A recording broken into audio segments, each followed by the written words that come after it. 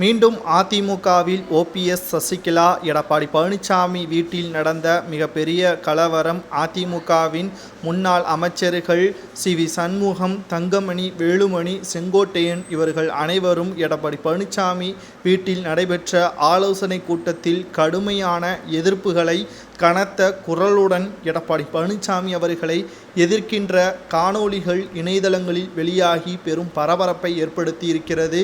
தொடர்ச்சியாக மிகப்பெரிய ஒரு தோல்விதான் ஆர்கே நகர் தோல்வி.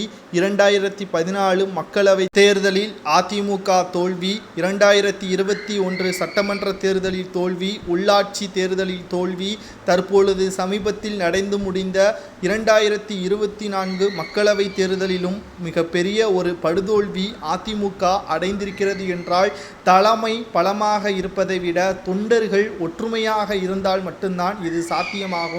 அதிமுகவில் இணையக்கூடிய ஓபிஎஸ் அவர்களாலோ, சசிகலாவாலோ, டிடிவி தினகரனாலோ அதிமுக வெற்றியடைவதில்லை.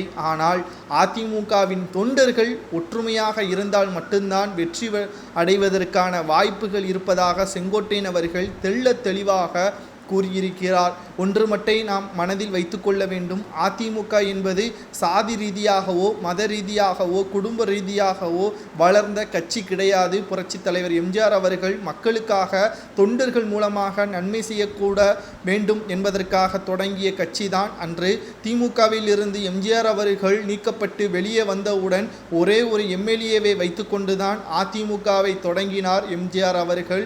மிகப்பெரிய ஒரு பேர் இயக்கமாக திமுகவை விட பல்வேறு மடங்கு அதிகமாக இந்தியாவிலேயே 3வது இடத்தில் திராவிட முன்னேற்ற கழகத்திற்கு எதிராக ஆளுமை கட்சியாக அதிமுக மாறியிருந்தது.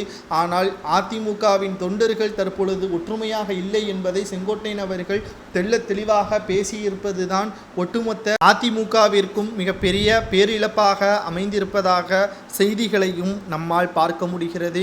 மிகப்பெரிய அளவில் இணையதளத்தில் எடப்பாடி பழனிசாமி அவர்களுக்கு எதிராக எதிர்ப்புகள் அதிக அளவில் வந்து கொண்டு இருப்பதை சுட்டிக்காட்டி எடப்பாடி பழனிசாமி வீட்டில் சி.வி. சண்முகம், தங்கமணி, வேலுமணி இவர்கள் அனைவரும் அதிமுகவில் மீண்டும் இவர்கள் இணைக்கப்பட வேண்டும். இல்லை என்றால் அதிமுக 2026 சட்டமன்ற தேர்தலில் தோல்வி அடைவது மட்டுமல்ல, எதிர்க்கட்சி அந்தஸ்தை கூட இழக்க நேரிடும் என்றும் செங்கோட்டையன் அவர்கள் எச்சரித்துள்ளார்.